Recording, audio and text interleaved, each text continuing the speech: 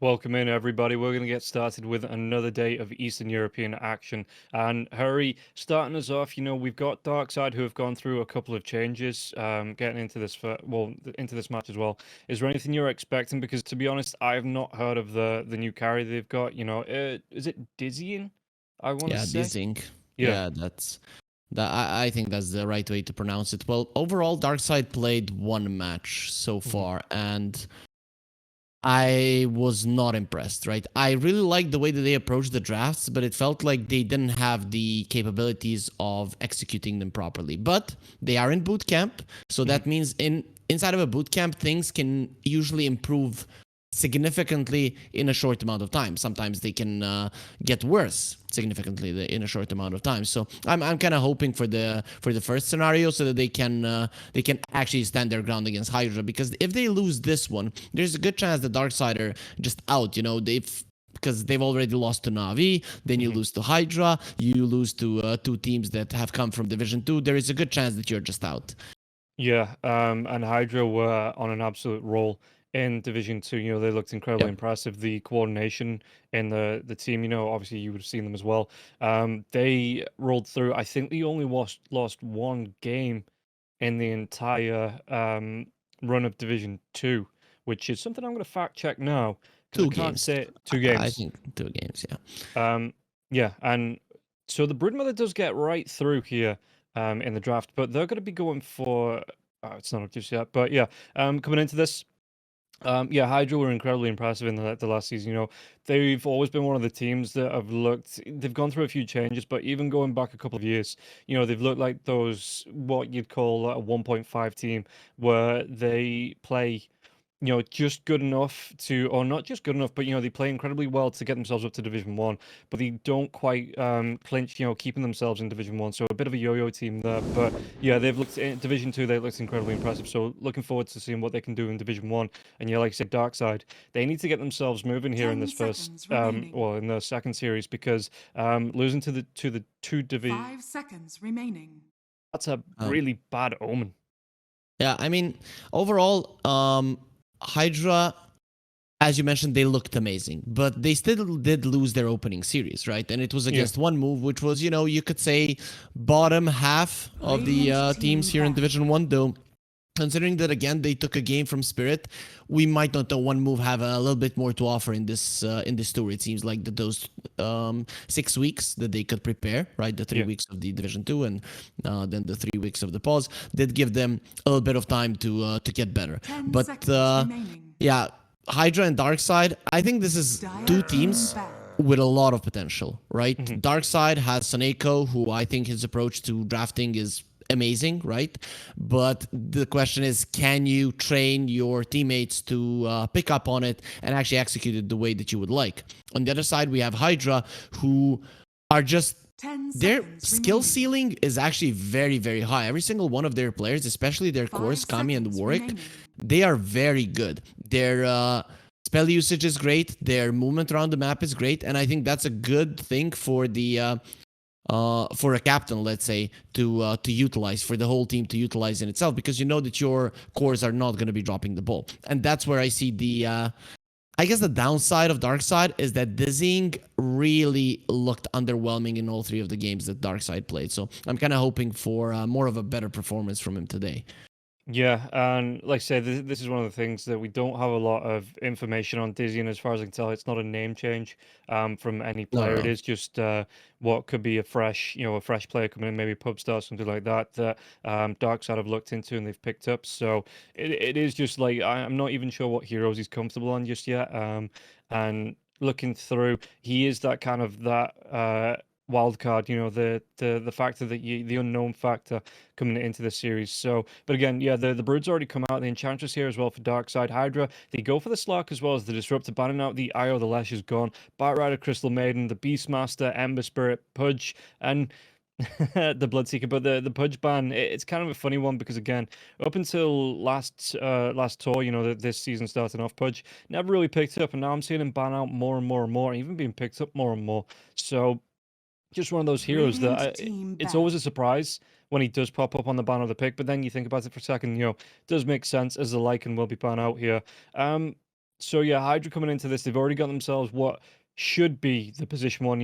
There was a position 3 Slark, I want to say, for NGX yesterday in Western Europe. 10 But for the most seconds part, I'm remaining. expecting this to be a position 1 Slark. So coming up against the Broodmother in the lane, how does that 5 lane go here for the seconds Slark? remaining. Radiant team. Well, Dire team it can pick. go either way. If the Broodmother has a annoying harasser, it can deal with the Slark. If not, the Slark is actually really good against the Brood, right? One of the reasons that heroes with any kind of purge in the lane are good against the Brood is because you benefit a lot from the Silken Bola, right? But the miss chance is not going to be there if you Dark Pact it off. The thing 10 is, though, seconds Slark, if he's remaining. ever low, if he's ever pressured, any hero will do well against him, especially one 5 that can seconds remaining. self-sustain, which is the deal with the Broodmother. So overall, it's gonna depend on how Dire team pick. the lane will go. I'm kind of scared that there's a disruptor on the other side. But yeah, Darkside again continuing to surprise us with different picks. But as soon as they saw a Coddle, you want something that is 100% gonna catch him, and that's where the Radiant Kunkka comes in. team Until pick. there's like a 4 staff on your team, this Coddle is just always dead. Yeah. And coming out with the Jakiro here as well, Darkside, Jakiro, one of those heroes that, again, seems to be creeping into the meta, seems to be getting picked up a little bit more. What makes the Jakiro so strong at the minute? Why have teams started to 10 wake up to this seconds hero remaining. and picking him up?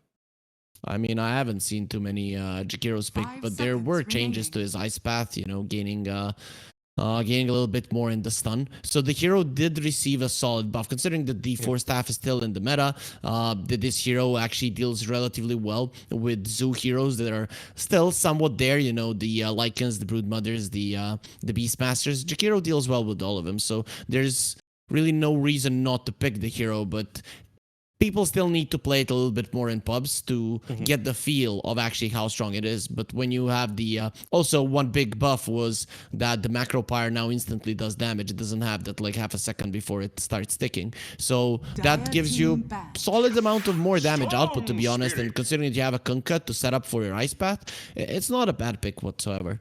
Okay. Oh, the Storm Spirit comes out, so maybe that Keeper of the Light, a bit of a bait there, looking like it's going to be, the position for Keeper of the Light, and then the Storm Spirit in the mid lane?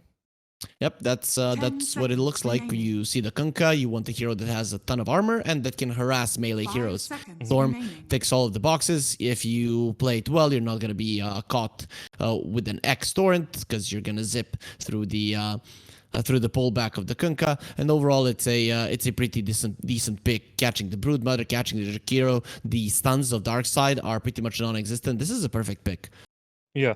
Again, really good, strong hero at the minute. The changes. It seems to be. I mean, the build for the Storm Spirit at the minute. You go for that Team Witchblade. back. So it's not the Storm of old where you have to rush into that Bloodstone. You do get some offensive power coming out early on for the hero as well. So I am looking to see some rotations here from Hydra on that Storm Spirit. Looking to the side lanes, looking to get pickoffs and help support those side lanes. Meanwhile, on the side of Darkside, they ban out the 10 Centaur, seconds so it remaining. is looking like it's the off lane. Is there any off laners you like to 5 pair with the Coddle seconds that remaining could back. get a bit of momentum in that off lane? It is hard to say with a Coddle because there's a ton of them, right?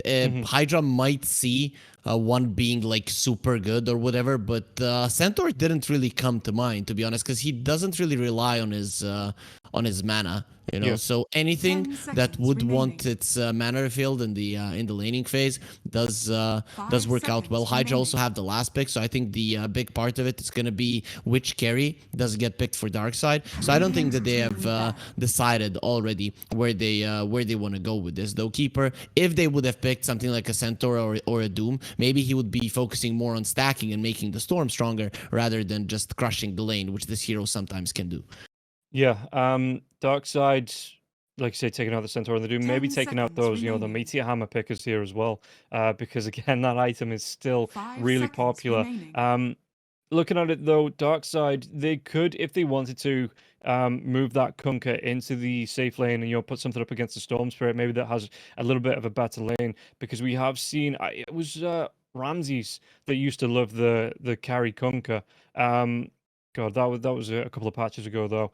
Well, no, it wasn't, because we're still on 7.32, but it was a couple of seasons ago when that was a hero that liked to be played in the safe lane. But looking at this for Darkside, you know, the heroes coming out here, there's a lot of control on the side of HYDRA coming through from the glimpse coming through from the Disruptor. Obviously, got the pounce from the Slug.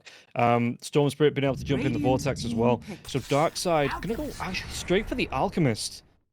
So, okay, another Alchemist game coming out here, and Darkside picking up this time, so we're going to see, more than likely, are you assuming your Radiance, maybe that poor man's Nagasaren, as it used to call, into the Manta style, with the amount of control for HYDRA, or are you expecting like an armlet build here for the Alch? Radiance. Radiance has been buffed. It's going to be Radiance, but I'm kind of feeling like HYDRA pick up a Timber right now, and Darkside starts crying, right? Because you have two melee strength cores who wouldn't deal well with him. Alchemist, who doesn't want his jungle invaded, doesn't want his tower to fall relatively early on, but that's something that can happen. Also, it's a hero that does rely on his mana, which from the Coddle he's going to be getting quite a lot of.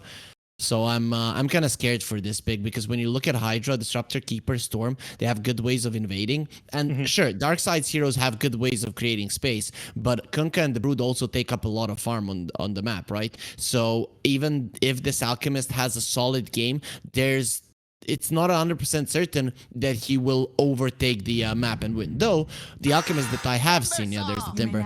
The Alchemist that I have seen did overtake the map, but didn't have the strength to win the game. So maybe this is the way to approach the Alchemist lineup, where you have also two other heroes that can be relatively greedy, that can scale, and then even if you get to that point where you super farm but you can't end the game, you can fall back on these two. Still, I said I'm always a fan of Darkside's lineup, but I think HYDRA do look slightly stronger now.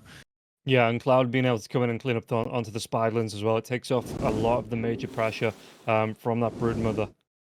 So, looking at it, I do like the HYDRA draft. You know, it puts a lot of pressure onto Darkside. And like you say, even if Darkside, I mean, it is a very greedy lineup, and if they don't get some protection from the supports as well, you know, if they are committed to stepping back and trying to find that farm on all three heroes, it's going to take them a while. Meanwhile, Slark, you know, he can get aggressive. The Storm Spirit can rotate, find some picks. The only thing I'm seeing, really, there isn't a major building taker on the side of HYDRA, which might buy some time for Darkside to find those items and to find the farm before HYDRA can get the momentum up. That's where the Meteor Hammer comes into play. The one thing that I'm kind of hoping for or expecting or whatever is a Meteor Hammer on the Timber Saw, but we'll see if that does happen.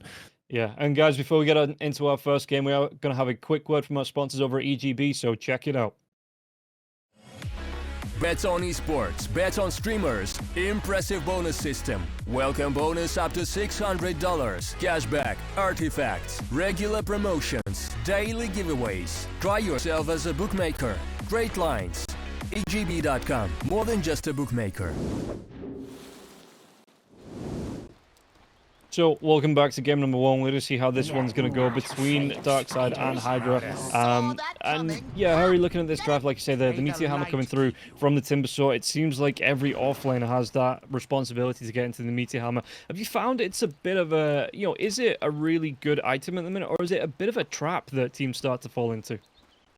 It's a good item, but then when you competitive Dota is different, right? So sometimes it's just not going to work out. If you get a Meteor Hammer, they're not going to allow you to utilize it. In the Timber Saw, well, he did not put it in his quick buy, so we're not going to see it. Usually people take it on heroes that can combo it, get a stun, and then follow up with the Meteor Hammer. Obviously, the Timber Saw doesn't do that, and you don't have really long lockdown on HYDRA heroes, apart from maybe the Kinetic Field that could help you in that regard. But overall, the item is good, but it is also an item that you can play well around, and I think heroes that really benefit from it, let's say a Nyx Assassin, still haven't been started to get played.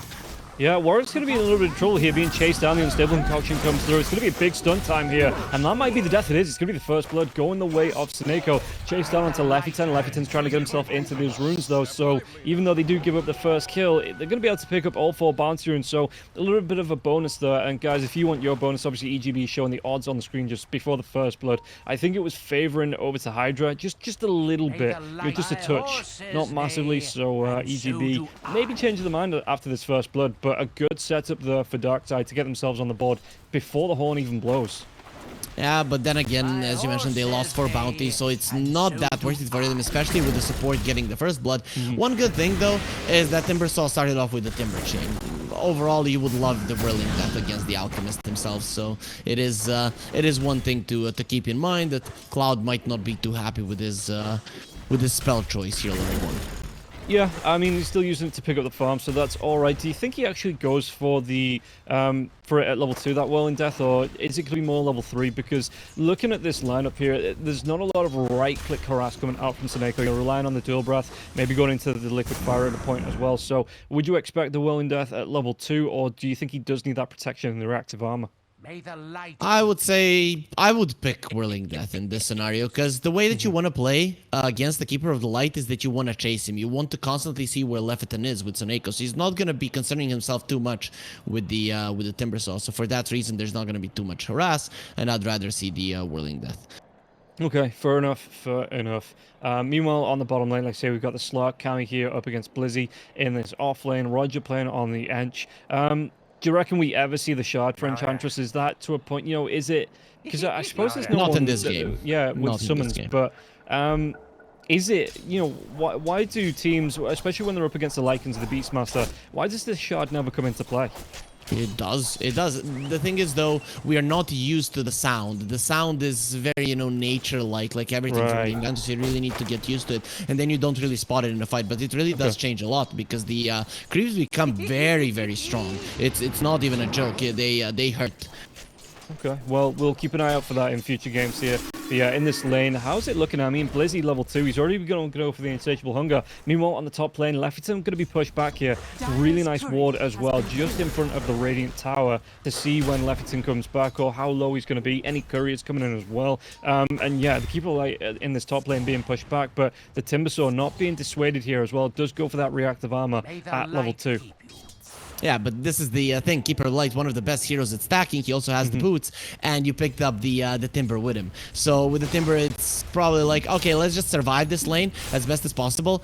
We don't really need to shut down the Alchemist all that much. The Alchemist, he farms the best from like minute 12 to minute 20. That is where he wants to have stacks, maxed out greed and stuff. In the lane, of course, it's nice to start off well, but it is not of the utmost importance. So what you want to do is you want to stay in that lane, get levels, while the Keeper of the Light make sure that the Storm and the Timber will also have some stacks to fall back on. Yeah. Meanwhile, in the mid lane coming into this, we're not talking a whole lot about it. Like you say, Rabel will be taking a lot for us coming out from Warwick. Warwick looks like he's just trying to dodge off the 2 points into the Tidebringer there as well, so that extra damage coming through. But the Vortex into the Remnant back here, and Rabel, he's going to be taking a whole lot of harass, especially with the 1 point in the Overload as well. So every time he does come forward, if Warwick is in that line of creeps, you know, Rabel, in fact, if he gets comboed one more time, this is potentially a kill here for Warwick. Warwick always plays really well, and this is it. Storm is a hero with a lot of armor. You start off with 5 armor, you don't really take all that much damage from the Tidebringer, and Rabel is in trouble. Yeah, the Remnant doesn't connect here, so it isn't going to be a kill onto Rabel, but the Illuminate as well, excuse me, so coming through from Keeper off the side, wasn't connecting onto the Kunkka, so the Kunkka will live through this, has those bottle charges now, will be able to get some life back, but yeah, it was looking touch and go in this lane here for the Kunkka at the minute. Meanwhile, Jakira's going to chase down, Lefton's going to go down. Yeah, so Neko gets another one. He has the boots and the Windlace of his own. If there was no that first blood, he wouldn't have had that. He would never be able to catch up, but you get it and you utilize it right now. So I just love to see in Dota how little things, you know, like the first blood, can actually change the concept of the game. Because Jakiro never, literally never can hunt down a Keeper. Yeah, and the Keeper of the Light as well. He's not gone for the Soul Bind, so there's no slow effect just yet as well. Actually going for the Illuminate into the Chakra Magic, helping out the Storm Spirit in the mid lane there as well. As it looks like top lane, how is Cloud actually doing here on this lane? He is top of the net worth, so he's having a grand old time actually on this lane.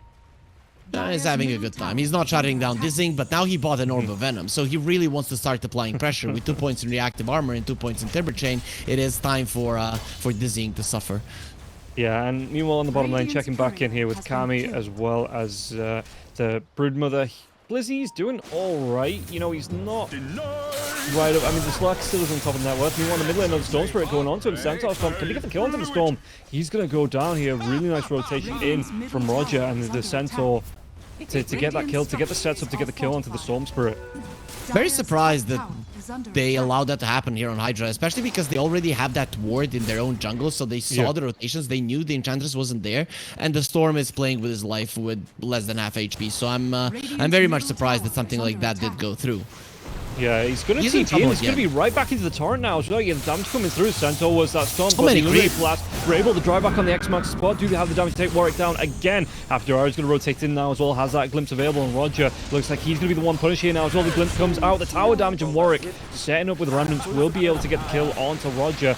And the torrent comes out from Rabel here, but Warwick going to be able to shrug it off. They might even be able to take down the big tanky Centaur and giving the gold over to Warwick. That was a little bit greedy from Darkside, but then again, you did pull the supports there. So the reason for it is they want to kill the Storm, they want to destroy him before level 6, but you already done a good job at that, so maybe just let it go. But still, considering that only Roger died and it was a 2 support rotation, you're not going to be too mad about it. Yeah, and this does apply the pressure now as well, because, I mean, if there's any hero that can steal those stacks, it is going to be Seneko with the Liquid Fire and the Dual Breath, so it looks like you've got the Keeper of the Light just trying to protect these out. The D-Wall's coming out, you know, Lefton just hanging around the high ground, this triangle now as well, and it's actually going to be Warwick that goes in, and yeah, you can see the Dual Breath coming out here from Seneko, just trying to contest onto these stacks. He wants to at least get the experience if possible, and he did like take a good chunk of it, so he's gonna be more than happy. And looking at HYDRA, they don't want to be committing onto him. Jakiro is notorious for having a lot of HP, and knowing that the Kunkka is in the vicinity with a lot of HP in the Ghost Ship, you're gonna be in trouble. Storm in trouble. Yeah, another dive in. The Vortex, the Storm, the drag back, they get the kill, and that was all because Seneko got a Liquid Fire off onto Leffiton, and it connected over onto the Storm Spirit, cancelling off the salve. Rabel's gonna be able to come in for a double kill here, looking really good in this mid lane at the minute here, Rabel. I'm actually surprised that all of this is working out, considering that the side lanes at this point in the game, especially with the supports not being there, should go pretty badly for Darkside. But they're keeping their heroes somewhat okay. The Broodmother is suffering, but Alchemist is an Alchemist, and he's going to be fine either way. And then they are bringing the supports in as well. And considering that first kill on the Storm did go the way of Darkside, and not being level 6, they got so much that they otherwise shouldn't. So Darkside, this is just some beautiful movement coming out from them in the mid lane, and HYDRA, their response just wasn't adequate. Yeah, like you were saying before, the little things pay off, and Seneko being able to steal some of the experience away from the Storm Spirit. If he wasn't there, Warwick probably gets that level 6, able to dodge off the boat and keep himself alive, and just could not, we didn't have the experience for that. So yeah, like you say, the little things just paying off, and Seneko, the puppet master at the minute. Blizzy is going to be in a lot of trouble though. Yeah, they definitely are going to be able to get a kill. 3 heroes stacking up onto that, and no way for the Broodmother to get away from this. Top lane as well, Seneko taking a lot of damage as Cloud still finding that free farm. In fact, didn't go for any points in the Whirling Death. Just going to go for 4 points in the Timber Chain, you know, a couple into the Reactive Armor, and then looking into that Chakram. So, but he is going to be able to put the pressure onto this tier 1 tower. This should go down here in the next couple of minutes if the Alchemist is giving up this lane. Yeah, it's very hard for him to get close. This is why they're going so deep. The thing is, you need the Kunkka to defend it, and he does not have a TP. They're aware of this, and without Rabel, well, the top tower is always going to be in trouble. You can even see where Seneko is staying. It means that he doesn't want to give it up, but it's not easy for him to get close. Oh, Leviton, he might have just given up his life there just to pick up the regen rune away from Rabel, and Rabel, all it really cost him was a bit of mana that he didn't regen, and gets the kill onto Leviton. One big thing that HYDRA did manage to do in this game is Slark got the bottom tower, and usually people are gonna say, oh, it doesn't matter all that much. Yes, it doesn't matter in terms of pressuring the enemies, but it matters in terms of the enemies pressuring you. Now it's gonna be so hard for Darkside to get the bottom tower, and that is so important for a Broodmother to open up the map for herself and the Alchemist. Yeah, meanwhile, top lane, Rabel, I mean, he's going to be caught in the kinetic field, but no major damage coming out. And it looks like HYDRA just looking to protect this top tier 1 as 4 heroes from Darkside starting to stack up around it. But Happy is here, the Timber Saw is here. Well, I mean, the Keeper of the Light's not here anymore. Storm Spirit can zip-zap up there if he needs to, but he looks like he wants that farm, wants to get himself over. He's got that Falcon Blade coming out to him. So he's going to have that coming through. But look at this, the Skeleton Army onto Happy. Happy being slowed down by the enchant and taking a whole load of damage coming through from the Skeleton Warriors. They're trying to apply some pressure to the top lane so that they would alleviate the pressure from the bottom lane. You can see how Darkside are playing mid and top, something that you don't usually see. Usually you play the bottom lane if you're the dire side. But the thing is, they opened up the map in this way, and they're just trying to get some responses on this side of the map. Finally, they're going to go to smoke. Storm isn't the easiest hero to kill. No, he's going to be able to get the ball line in away now as well. Out of mana, but he does have 2 bottle charges as well. Falcon Blade coming through. Ice Path won't connect. He's going to be fine. Slark gets an early one, and Kami's just going to TP himself away. So nobody from the side of HYDRA TPing in to protect on this tier 1 tower bot. And it looks like Darkside, yeah, coming in with Snako with a Liquid Fire. They're just going to apply pressure here to the tier 1 tower on the bot lane.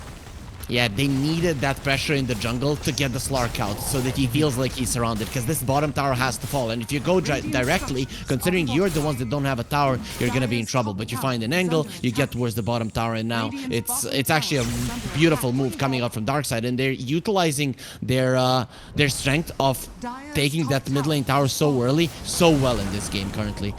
Yeah, and meanwhile, Kami's just moving into the triangle. There is an ancient stack here for anyone to take down, maybe the Timbersaw. As Kami moves himself over, are they actually going to go for a gank here? Because Snako, he's playing under vision. He's got the Kunkka close, but if the Storm Spirit zip-zaps in and Kami follows up, Snako could disappear fairly quickly. But Rabel and Snako will both be seen here. So it looks like Slark just going to go back to the lane.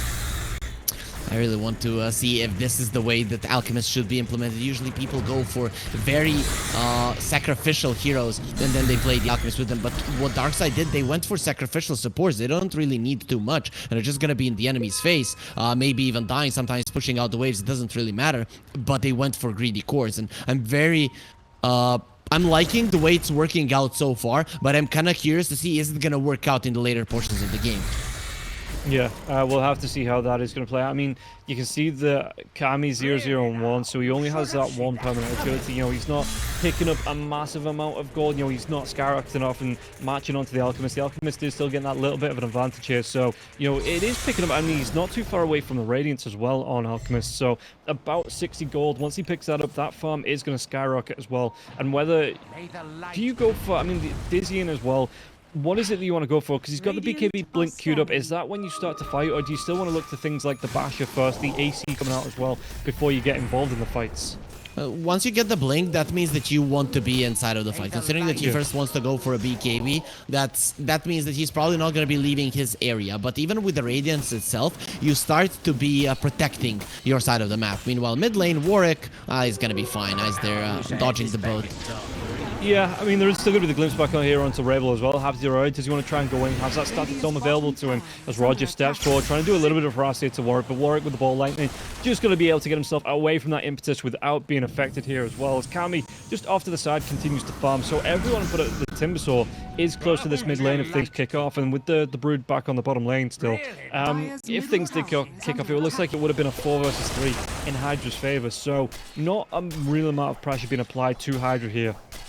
We're seeing that HYDRA is suffering quite a lot because they're lacking in damage. The reason they're lacking his damage is because Warwick had a bad time early on. So his tower falling, him not getting enough levels, and all of those things, they're spiraling out of control right now because HYDRA, they cannot kill heroes. Especially not the Enchantress. You know, Enchantress just comes into your face, pulls all of your heroes to her, and there's nothing you can do, and that is just creating space for Darkside, which means with the Alchemist on their lineup, they're just going to be increasing in terms of net worth advantage.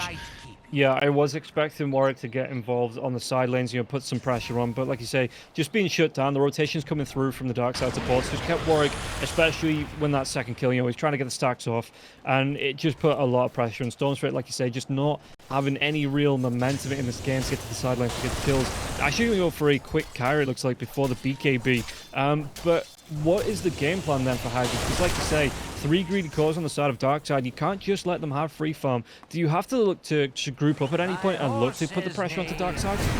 Before that, we're going to have to look at Kami, who should be okay, but yeah, that is a lot of pressure there. The leap down to the low ground though, and HYDRA did TP in just in case they would dive in the tier 2. Again, Kinetic Field, Static Storm coming out, and Kami with the passive should be able to regen up. He should be fine. Yeah, he looks like he's going to be fine.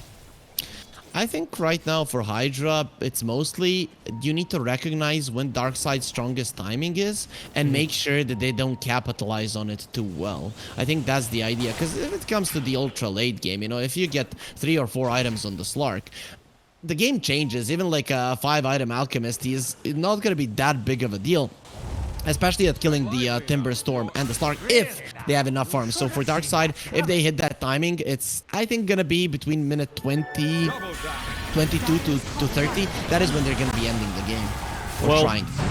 They're going to be able to take down a couple of spots here on the side of Darkside as well. The Orchid does just come out from the Kunkka. Had a double damage rune here as well, so he's going to see this stack and be able to take this fairly clean, fairly quickly with the Tidebringer here as well. So ROBBNROLL, he is absolutely cleaning up here in this match, and yeah, probably been the most impactful hero for me on the side of Darkside at the minute.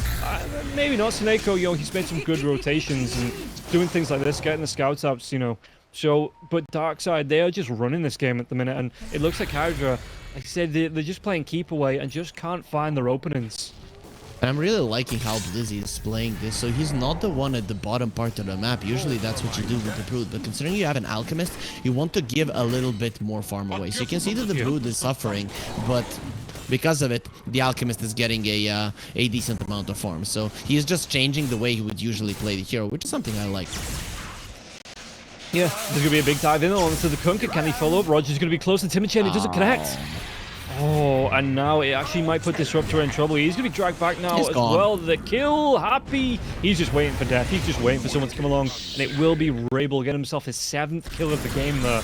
And on a wicked 6 streak. He gave up there for a second, but he got healed by the Illuminate. Cloud really needs to make plays there, but unfortunately the tree got taken down by the storm. Warwick, he's looking at maybe a big dive in. I mean, this Roshan not going down anytime quick, so the Disruptor will be back alive. There's a tier 1 tower for him to TP to, so if they get a good catch, Dizzy, oh, he has to pop his BKB now as well. The chase on the Timbersaw, gonna get himself away. Silence, the drive back comes out now as well. Stable concoction, but he's up on the high ground, and Blizzy wants to chase him down. He's gonna look for a Timmy Chain back to the low ground here, and it looks like Darkside, they have to retreat as they're gonna be able to get the kill onto Roger, and Roger goes down, and now the chase is on. Ice Path comes out, Cloud trying to follow up, but it looks like Darkside are gonna be pushed away from the Roche pit. And do HYDRA go into this? I mean, it's on half health, so yeah, it looks like they want to come in and capitalize on that. The Static Storm, the Kinetic Field are still there as Happy just gets himself right back to his team. So Darkside, they can't contest this. All of a sudden, momentum in HYDRA's favor. Oh, this is so big. Darkside thought we have a BKB on the Alchemist, and remember, with the BKB Radiance, you want to contest an area, and then they probably had the same idea. Let's walk into the Roche, because there we're getting an objective, and if they come to us, we're gonna crush them. The problem is, there's so many trees around. Timbersaw uses them, he gets all of you low, you have to get out, and now you're giving the advantage over to HYDRA. So, very, very nice response there, coming out of HYDRA, and finally utilizing Cloud, who is 0, 0, and 0, but has so many creeps, and it's very, very powerful in the Timbersaw. Yeah, the Timbersaw, you look at net worth, he's keeping pace close to the Slark as well, over the Kunkka, who, I mean, Kunkka, what do we say, 8-1, 7-1, 7-0-1 in fact here for the Kunkka, and like you say, Cloud without any kills to his name, we all know how important the kills are when it comes to gold. Is keeping pace over the Kunkka, and like you say, really impactful around that Roche pit, but at least Darkside recognized that they were then on, you know, they didn't have the high ground, they couldn't fight around it, so they just gave it up, they went back to farm, they didn't give up many, you know, walk in one by one to give up kills to HYDRA, and they just recognized that, okay, we just leave the Roche alone. It's not a massive disadvantage here on the first Roche if we just back ourselves away and find the farm. They're going for Leviathan. I think this is a bait. Maybe, yeah, the Static Storm comes out. Is there going to be any lockdown with the Kinetic Field now as well? The power comes out onto the Enchantress. Enchantress going to get himself away from Kami, taking a lot of damage here. But there's going to be the glimpse back as well. Kami has to get himself into that Shadow Dance, and Roger, the right click's coming through, but he does have that 1 point into the Untouchable. Meanwhile, Timbersaw diving through, he's looking for what he can, and it looks like all he's going to get is a torrent to his name. The buyback did come through for Leviathan, but couldn't get back to the fight in time. They were definitely baiting, but they, again, overestimated their ability to do damage. HYDRA, they need to wait for Darkside to run into them, because if they're only showing them the Enchantress, if your Timber is not there instantly, you're not going to be able to take her down, right? Enchantress has a ton of HP, has some wand charges, the hero is gonna live, so that's why HYDRA, they're trying to force a fight in the mid lane, but very nice response from Darkside to just move towards the bottom, because they know they're being baited into an unfavorable territory. Yeah, like you said, the Alchemist moves down to the bottom lane here. I think that's his Blink Dagger flying in as well. It is, yes. He's got the Blink up now, going towards the AC, so he does want to have that fighty impact with the AC, you know, get himself right in. Just the amount of right clicks that you can get off an Alchemist, you know, the chemical rate just going. You take, he's actually not picked anything up in his talent tree just yet. But, oh, mid lane, I think they're going to get the kill onto the Enchantress this time. They do. They take down Roger. Leviathan's going to be one to claim it, and now Broodmother could be in trouble. The Vortex drag back now as well with that Whirling Death, and the Charcum going through, and the Brood is just going to be cleaned up. Warwick does get the kill, but they do leave the Observer Ward on the cliff. I'm starting to be very afraid here for Darkside.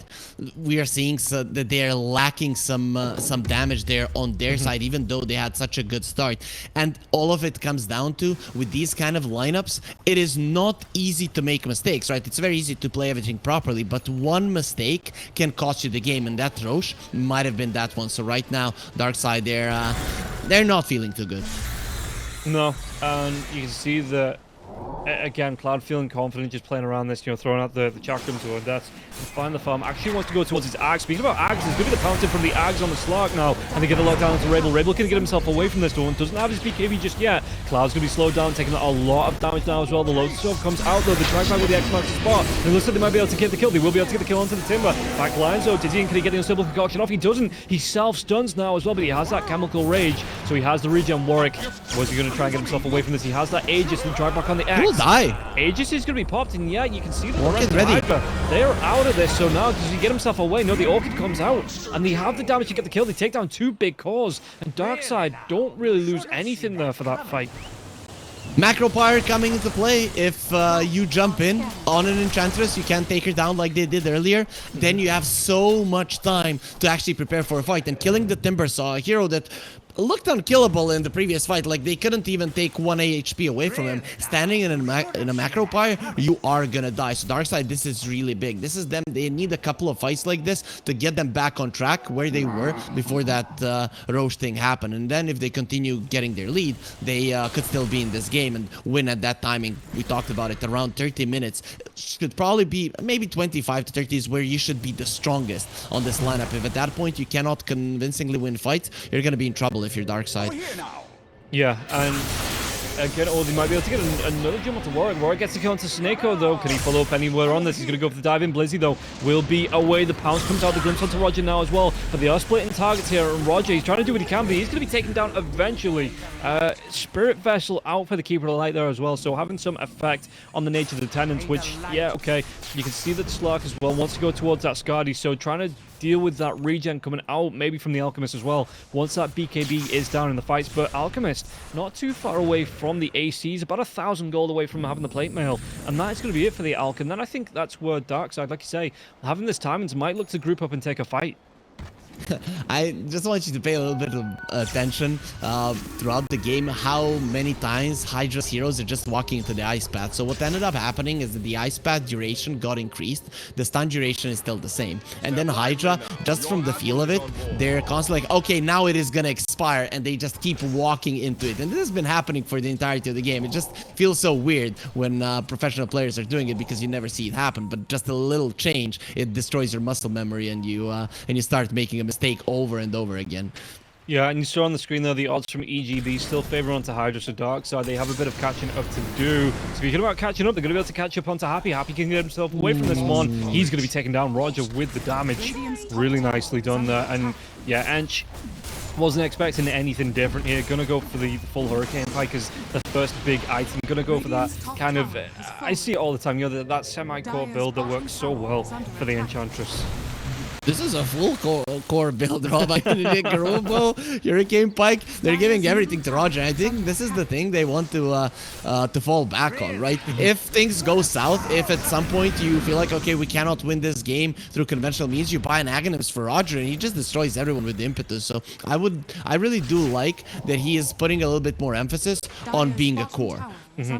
Yeah, and you can see that he's got, well, he's going to be buying out at least one Wraith Band here. He's got 2 queued up as well, so the benefits that you get from that, obviously not being a farming hero, Magpie's going to be dropped down as well. Cloud can get himself away. Unstable Concoction, it's going to be self-stun once again onto the Alchemist, but he still get the kill onto Cloud. That Macro Pyre absolutely ripping through the protection of the Timbersaw, and you can see that even though he started onto the Ags, he's got that BKB queued up.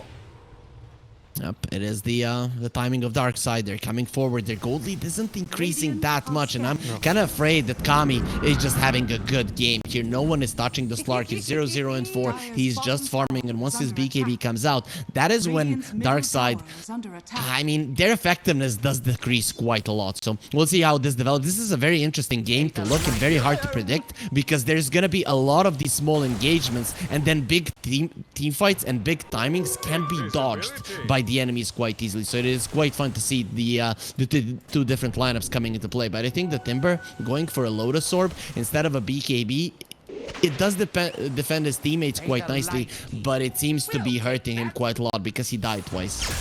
Yeah, and you can see that again, Cloud is 0, 2, and 1, so not had the impact in terms of kills on the board that you'd expect from a Timbersaw as well. So he will be going, like I said, the Ags isn't too far away. It's about 1,300 gold from completing that. And then he wants to go straight into that BKB afterwards. But yeah, like you say, that he's not been able to have that impact because the amount of magic damage coming out just from the Jakiro alone, if he does get locked down, the X-Mark, the Torrent that keeps him in place, drags him back all over the board. And then the Markfire just gets dropped, the Liquid Fire comes out from Seneko, and all of a sudden you just see the Timbersaw's health just disappearing.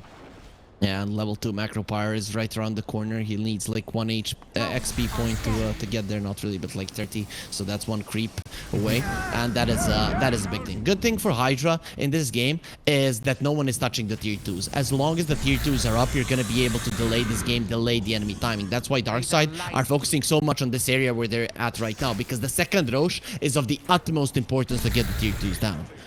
Yeah, and you can see that. I mean, Roche is just coming back up, but it's going to be pounced on Broodmother. Actually, Broodmother doesn't survive through this. Might have been a bait, but they're still going to be able to take the kill. And Blizzy gets taken down. BKB for Dizzy, and who's going to try and target out now as well, because Kami has his own BKB up. Gets himself to jump onto Snako. Does he get the kill? He does. Takes down that Jakiro, and now they can change targets onto Rabel. Rabel, what can he do? He's still got that BKB of his own. If he needs to pop it, he will be popping it now as well. And Kami, he's going to get low. He can't get himself away from that one. Has no buyback there as well, but he can go now as well. Dizzy, and his BKB has one off. Warwick, does he get himself away from this one? The Torrent, the drag back, they have the damage, they have the unstable concoction, and Warwick down the back lines now, looking for Rabel though. If he can get this kill with the Vortex of Remnant and then gets that dive away, Warwick will be able to pick up the kill. Spirit Vessel onto Alchemist now as well. Alchemist looking for the TP away. Does he get the reach? Another glimpse. He tracks him back, he gets the kill. But Roger is still alive. This is the real carry. You have to run.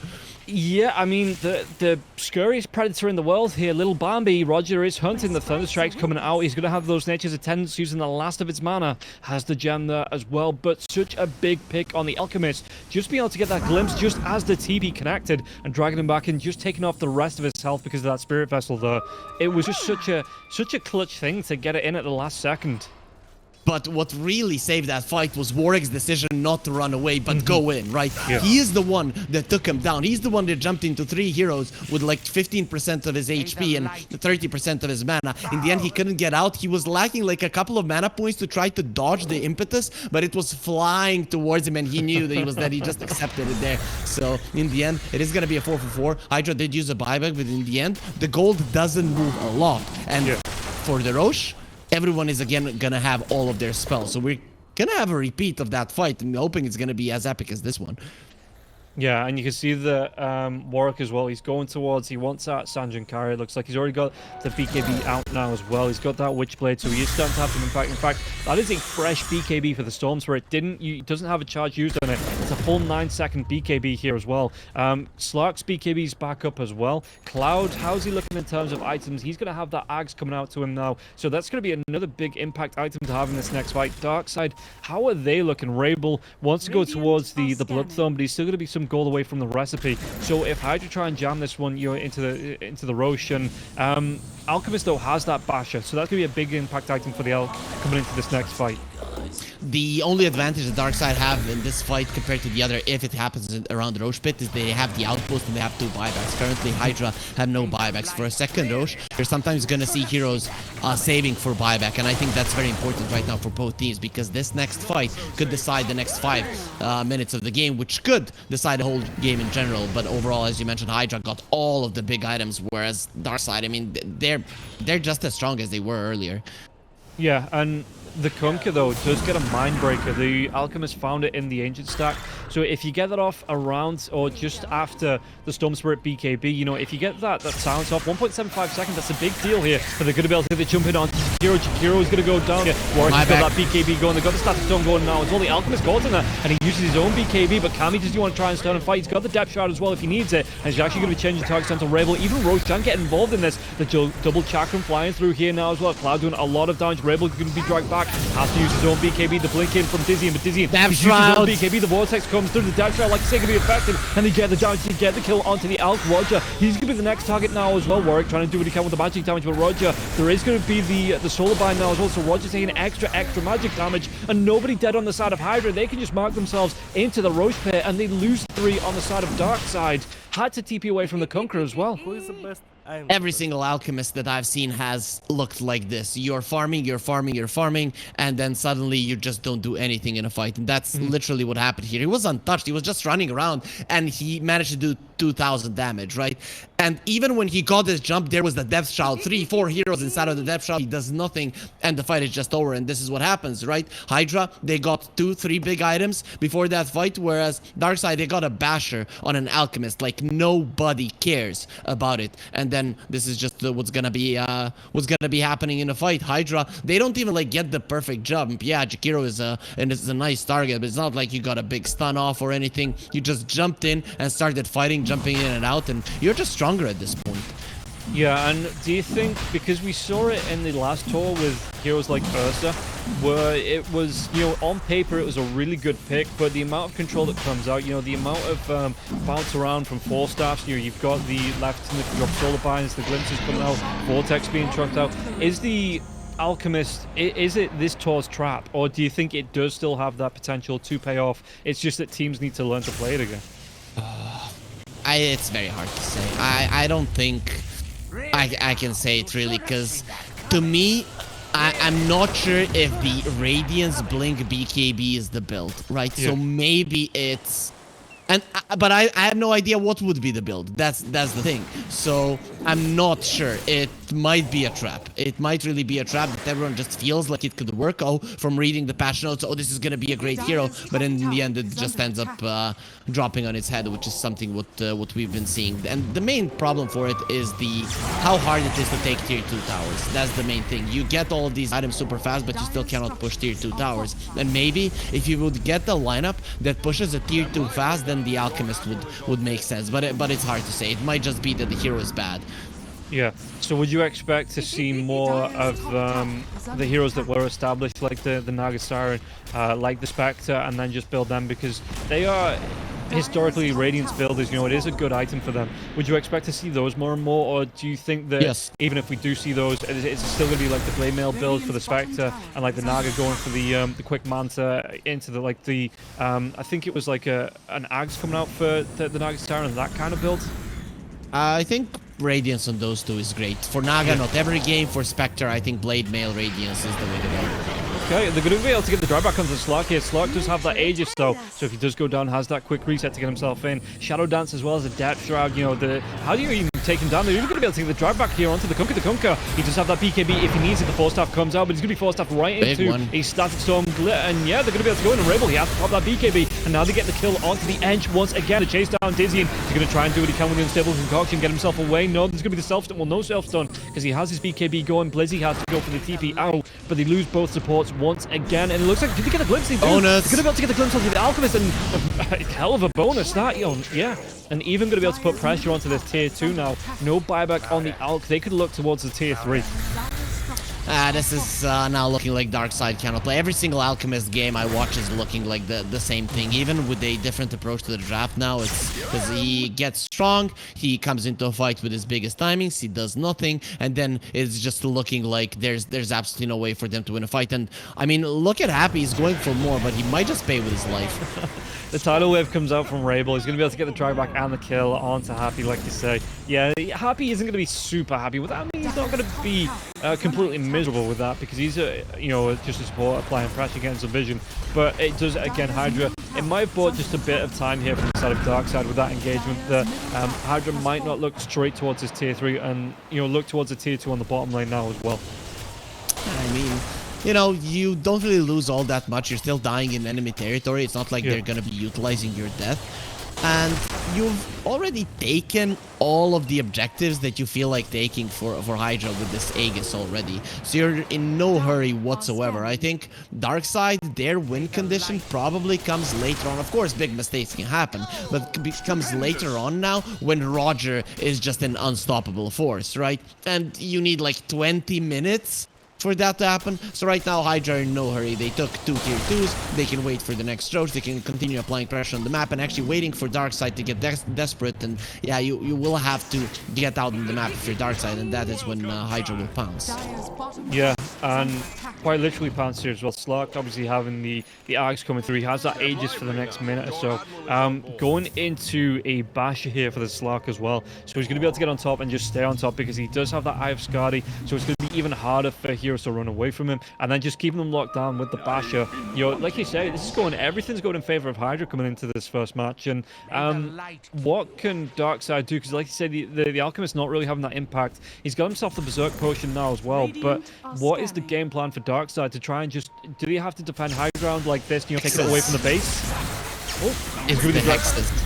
Yeah, and they're going to be able to get the kill onto Jakiro. Jakiro goes down straight away now as well, and Dizzy and tries to throw it. In fact, he has to throw it onto the neutrals. That unstable concoction coming through, and a lot of damage onto the Brood. The Brood is just going to go down here. The Slurk once again. The Bash coming out from the Alt, so Kami going to be controlled a little bit through that BKB, but he's got his own Bash now as well. The unstable concoction onto the Alchemist. Alchemist though, the Dragon comes out. Is he going to be able to throw it out? No, he's going to self-stun, and it's going to be Cloud that gets the kill. And yeah, no, they absolutely cannot. They're diving now as well. Warwick looking for it onto Roger. Roger going to be glimpsed back, and Happy Terraria at the minute just taking complete control of Roger, and Roger, there's nothing he can do. Connected field comes out on Roger, looking for the damage onto the Storm Spirit, and Storm Spirit going to be out of mana for a little bit longer. Roger at least can he get the kill onto Happy? One more right click, he will be able to pick it up. Meanwhile, this is going on. Suneko, he's being dove behind the fountain, he's being dove behind his tier 4s, and there's just no way they can fight into this. Only Rebel alive, no buybacks. This should open up a lane of racks here for HYDRA. Yeah, so when you asked the question, then the team fight was starting, and I was looking at the quick buys, and they are going for hexes. The thing is that HYDRA don't want to be nice enough to allow them to get to that point, right? So if you would have a hex and a Bloodthorn, and you would get on top of someone, let's say a Timbersaw, you kill him super fast, and then you don't have a damage issue to start on the fight that way. But yeah, HYDRA, they don't play ball nicely. They win a fight immediately, and now with the Slark with 38 stacks, well, that's a lot of pushing power. It's a lot of damage here, and Kami, he's just looking to push. The fortification comes out, Alchemist back up in 6 seconds, but really, what can he do when this Alchemist comes back? Because it seems like it's just be, you know, damage mitigation and just delaying the inevitable here at the minute, because HYDRA just looking through, pushing to the base. The Pounce comes out now as well. They're going to be able to get themselves right on top of Rabel, and Rabel, he just dies, and now they get the drive back onto the Brood as well.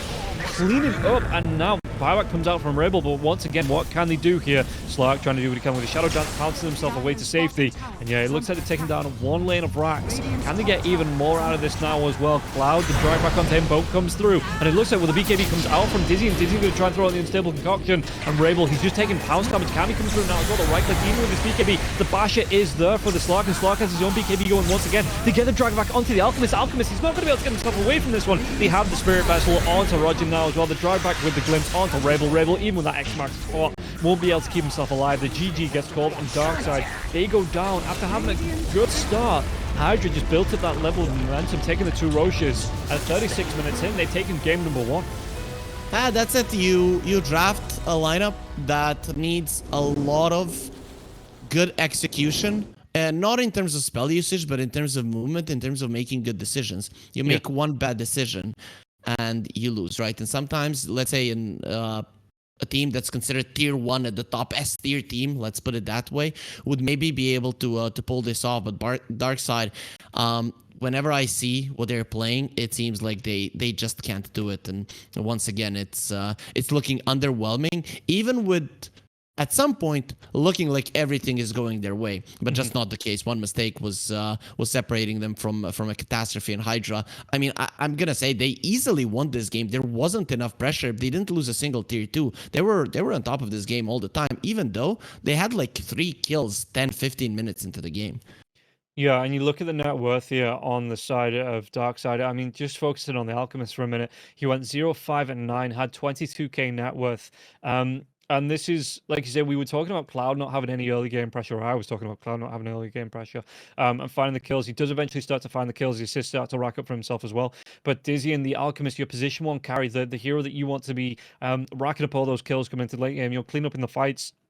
Didn't even manage to get a single kill, even with his net worth. And in the end, Warwick ended up catching up in net worth. Cammy took over and went even further ahead than the Alchemist in terms of net worth as well. So this Alchemist, yeah, I think I've only seen it once as well when we cast on Tuesday, but it just doesn't look really that impressive coming into this new tour. And maybe teams are going to start to shy away from it if they're seeing it have an impact like this. Yeah, I mean, though one of the things that looks good on paper, but overall it just hasn't been utilized properly. I can't wait to see maybe Bedboom would be a team that I would think would have somewhat solid success with it. If you remember the previous tour with the Batrider, everyone was losing, but Bedboom was winning just because of the tempo that they would put up. So I think Pure would probably be a guy that we should look at that could make this hero work.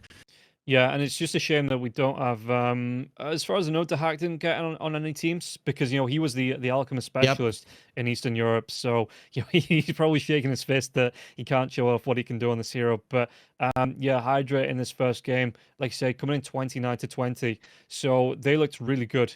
Coming into the mid to late game here, they looked like they took advantage. Even with the early impact Seneko was having, it just wasn't enough to keep Darkside in it. And all of a sudden, HYDRA, they get themselves into this game. They take the first game.